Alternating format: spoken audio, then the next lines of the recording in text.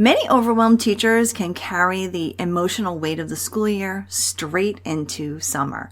Others close their classroom door and go school blind and school deaf until they have to step back into school mode the next first day of school.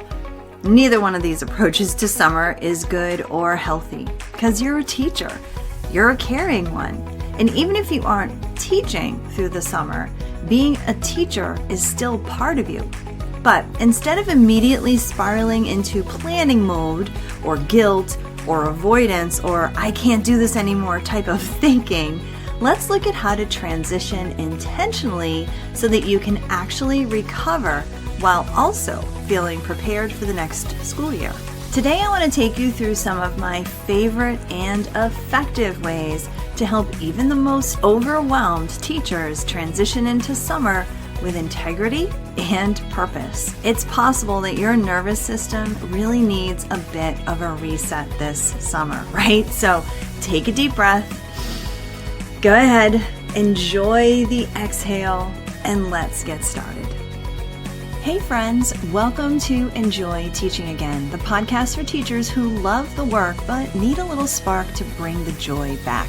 I'm your host, Elizabeth Peterson, classroom teacher, arts integration specialist, and passionate educator of over 25 years. If you're overwhelmed by behaviors, disengaged students, and long, exhausting days, you are not alone. But together, we can turn things around and you can teach with confidence and purpose again. So locate that cold coffee of yours, find your favorite pen, I know you have one, and let's dive in. It's time to get inspired and enjoy teaching again.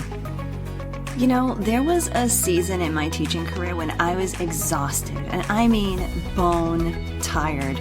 I was repeating myself all day long, managing and correcting behaviors instead of teaching, and just trying to squeeze creativity into a curriculum that not only felt scripted and stiff, but some of it actually was scripted. And I kept thinking, is this just how teaching is nowadays? At that point, I had just about, 20 years in the classroom, and I knew that I did not want to become the teacher who just went into work and survived until June. So I had to make a decision, and I decided to stop waiting for things to just magically change, and I decided to put into practice what I had been teaching so many other teachers in workshops and courses and retreats for so many years and figure out a way to bring some of that creativity and that joy that we would have in those workshops, bring that back to my teaching because I knew that I was going to be the only one who would be able to do that for myself. And that is when I decided to build a reset. And that reset changed everything. Slowly, I started to figure out what were the most important parts that needed to be reset inside my classroom. And every time I started a new reset in my room, my kids were becoming calmer. I was feeling confident again, and teaching felt creative again. I was actually smiling while I was teaching more and more. And that's why I've now poured everything that I've learned and everything that I put together for myself into the classroom reset. Now, if you're wondering whether it's possible to feel excited, yes, I said excited about teaching again, I am telling you it is. I want you to come and check out the Classroom Reset at theinspiredclassroom.com/reset, RESET, and see if this is your moment to reset your classroom too. You know that feeling when the last day of school finally arrives and everybody's cheering, but inside you're just too exhausted to even process it yet? Like your body made it to summer, but your brain is still stuck somewhere in all the loose ends that you need to tie up. And well, you can't help but start pre-planning for next year. It's okay if summer doesn't immediately feel peaceful. So what we're going to do with our time together is talk about what it means to land softly into summer instead of emotionally face planting into June. Today, I want to share with you some of the really great steps you can take to do just that, including the different types of rests that you might be taking during your summer break and a 2-week rule. Let's start with the very first thing you should do as you're encroaching on that very end of the school year into the summertime, okay? And that is a massive brain dump. Whether you like that term or not, this is a really important thing to do at the end of the school year. And I want you to set aside a good 30 to 60 minutes, really that much time, and jot down everything in your mind. Everything. The things you did during the school year, your frustrations, the good stuff, ideas that you have, how you want to start your first days next year, routines that worked, routines that failed, students who struggled, things that actually worked for you, the most important skills you want your kids to jump in on the first week of school next year, maybe supplies that you need or systems you want to try and never did. Maybe you have some organizational ideas that you want to really improve on, big events that might be coming up next school year, or big events that you enjoyed this past school year, field trips you meant to plan, or ones you would rather skip, all of it. And you may have some random thoughts that come through as well, which is totally fine and totally normal. This is a brain dump after all. So maybe you're also going to jot down summer plans, summer wishes, to-do list items, people you miss, people that kind of just come through your mind, due dates of different things, even groceries you need to buy. Seriously, everything that's on your mind, I want you to put it down. You've been holding on to a lot. And this is the perfect time to let it out and get it all out on paper. And when you think you're done, you have 2 choices.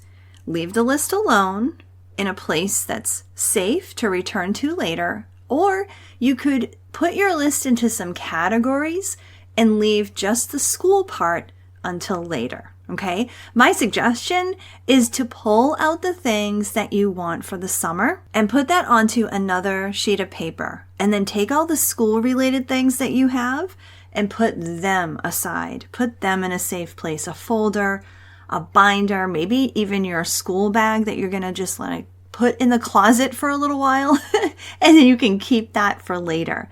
And give yourself at least 2 weeks before you revisit that school list. That's the 2-week rule. Okay? Why? Well, it's simple. We are coming off of a very busy season, and there are just so many things going on around us and in our heads. And that school stuff, it's important to get it down on paper while it's still fresh. You know, the good, the bad, the remember this stuff for next year type of things.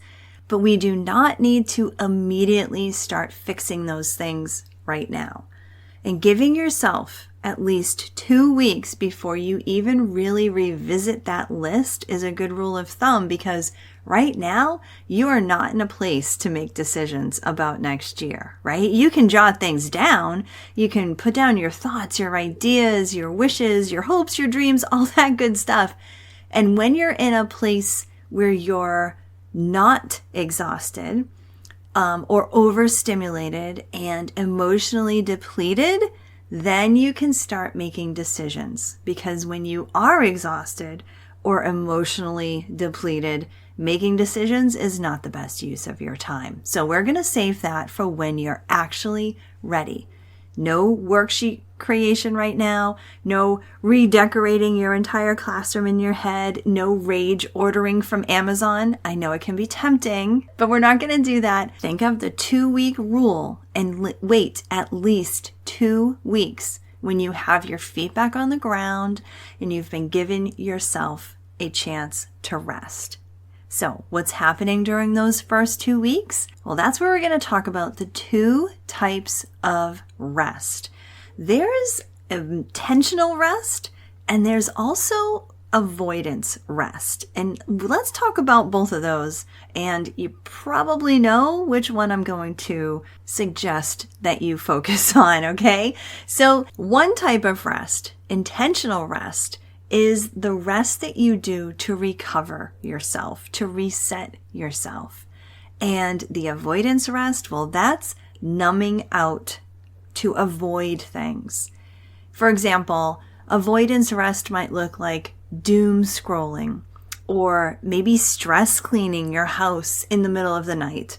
Maybe it's binge watching while internally panicking about different things that are happening around you. It could be going out with friends and saying you're fine while your nervous system is screaming. One kind of rest restores you, but the other just delays a potential crash later. So we want to, avoid avoidance rest, and we want to have some more intention with the rest that we do, especially those first 2 weeks of summer. So what might be some examples of this intentional type of rest? Well, time outside. I mean, so many studies show us how important it is to go outside, right? Be in the sunlight. Take your shoes and socks off and put your feet on the grass. Spending time outside is probably like a healer of all healers and so underutilized. For me, this is a big one because my classroom has no windows and has no real walls either, but that's a whole nother story. I actually crave time outside, and that's probably why in these last few weeks of school, you'll see me take my class outside for extra recess on any day that's sunny. Okay, so time outside, that's one amazing example of intentional rest. Another one is creative hobbies.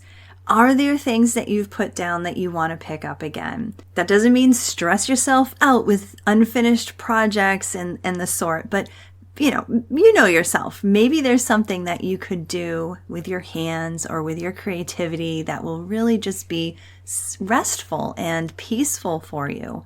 Movement is another thing.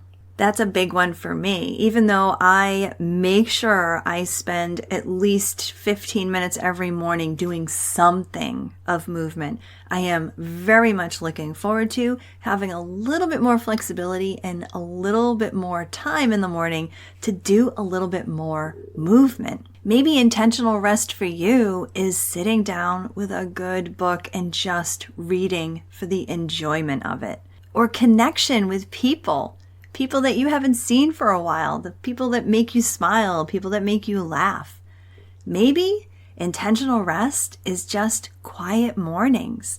Maybe it's taking out your Bible or praying or having some quiet time just with your own thoughts. And yes, maybe intentional rest is just having days where you have absolutely nothing planned and you don't feel guilty about it.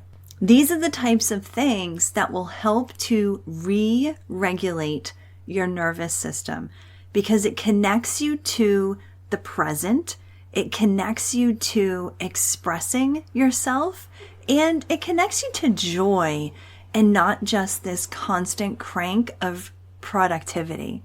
You've been carrying a lot, especially that end of school season. And so now this is your opportunity to just lighten your load and settle in.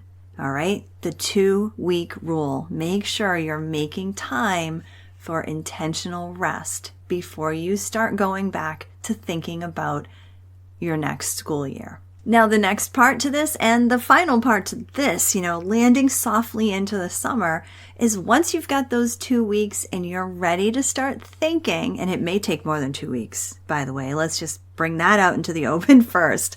But when you are ready to go into the closet, grab your school bag, open up that folder that you put that sheet of paper in, that's when you're going to start really taking a look at the list of, which was your brain dump, your list of all the things you had for school and start to really think about it. And the first thing you want to do when you are ready for that list is to start putting those things into categories. And those categories, you're going to decide what are the best ones, but it might be things that you want to do with your students this coming year, things that you need to think about in terms of organization and routines. It may have been activities and ideas like that you want to try. So just look through your list and categorize them. And I want to highly suggest that one of your categories is a reject pile or list. Just like the listing of all the leftover ideas that maybe didn't make it into a category. Maybe they're rejected because once you start really thinking about it, it's not something that you need. Or maybe it's a think about this later type of category. Now, one thing I do want to encourage you to do, even during that 2-week of rest, that intentional rest, is I want you to stay with me. I want you to continue listening to this podcast because we're going to be talking about some great ideas and how to make this the summer that's really going to work for you. As you transition in, you do find that intentional rest and how you start gearing up slowly and intentionally into our next school year. So if you haven't already, please make sure you've subscribed to the podcast. Leave a review if you haven't already and let me know what you think about the podcast so far. And also consider joining my email list because I'm going to be continuing to email through the summer once a week and giving you some really good insights and ideas to carry you through summer and into the next school year. If you're not part of our insider email list yet, go to theinspiredclassroom.com/insider. Now, I don't want you spending your summer buried in professional development books or panic planning your classroom. That's why I instead want you to stay connected to small doses of encouragement, perspective, practical support that can help you come back in the fall feeling grounded instead of overwhelmed. And that's what I want to provide for you on the podcast here. Think of this podcast as the teacher equivalent of putting your phone on low power mode, okay? I'd love for you to listen while you're on walks, maybe while you're sitting at the beach, maybe while you're folding laundry. That's one of my favorite times to listen to podcasts, or driving the kids to camp, or even having a morning coffee on the porch, taking in the outside air and the sunshine. This is not here to pressure you. That's not what this podcast is about. I'm here to help you remember who you are as an amazing, caring, and creative teacher. I hope this episode inspired you, encouraged you, or gave you a fresh idea to try. And if so, I would love for you to take a screenshot and text it to one of your teaching buddies. I'm so grateful that you landed here with me today, and it would mean the world to me if you would leave me a review over on Apple Podcast. Thanks so much for being here, and I'll catch you on the next episode.